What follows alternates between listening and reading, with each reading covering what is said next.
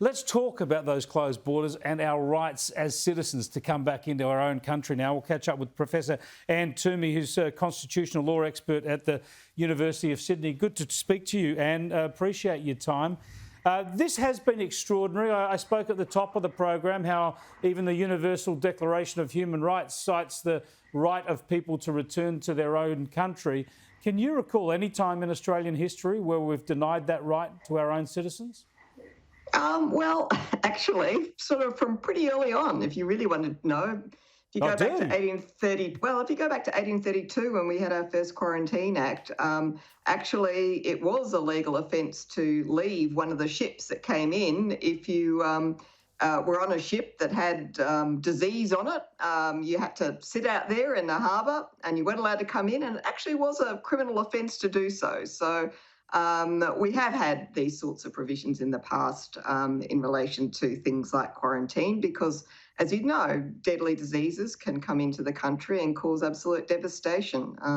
Everything from the bubonic plague to the Spanish flu to all sorts of things. Yeah, I mean, quarantine is an age-old method for trying to keep diseases out. What we've had in this case, though, we've done the quarantine on shore, and citizens, Australian citizens, have been allowed to come into that quarantine from every other country, but blocked from India.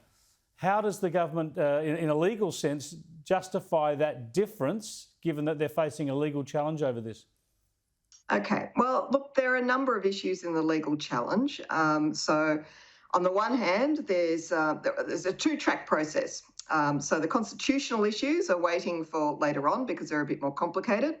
And at the moment, they're looking at two other types of challenges. So the first one is about the minister and whether or not he could have been properly satisfied of all the things that the Act requires him to be satisfied of. And they include things like, is this the least intrusive and restrictive type of measure that could be taken?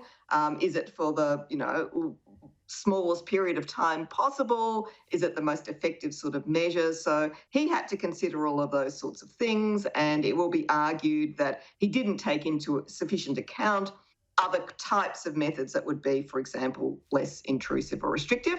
So that's one of the arguments. The second argument is a thing called the principle of legality, and that deals with the right of people to return from Australia, which is a common law right, and it's a fundamental common law right. And there's been this presumption in the courts that parliaments don't intend to override fundamental common law rights unless they are absolutely clear and express in the legislation saying that. And the principle there is that if Parliament's going to do these things, it needs to be really clear about it and take responsibility for it. And so the argument here is that the provision in the Act is very broad. It allows the minister to do all sorts of things, but it doesn't specify that he can override these fundamental common law rights. Okay, so on the challenge side, they're saying that's why. On the government side, however, they say, well, if you've got an Act that's dealing with emergency prospects and you cannot imagine in advance or anticipate the entire scope of an emergency, then you need greater flexibility in dealing with that emergency. So they're the two counter-arguments. Just briefly, Anne, will this case go ahead, this challenge go ahead, even though the ban is going to now be lifted on May the 15th? And do you think the threat of the legal action may have even affected the government's thinking?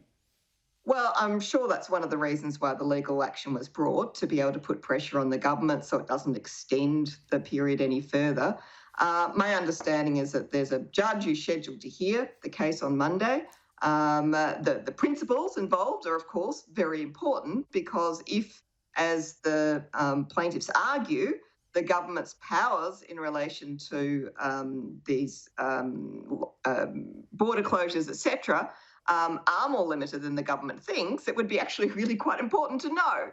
So it may be that they continue, or it might be that the court decides that the issue is moot and it's no longer appropriate to proceed. So I think we'll just have to wait and see, at least come Monday, see what gets argued and see how the judge treats it.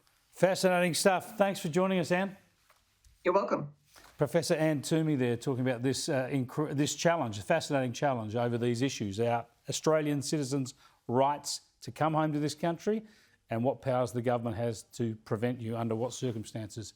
I don't want to see it happen again in these circumstances, certainly not picking out one country like that.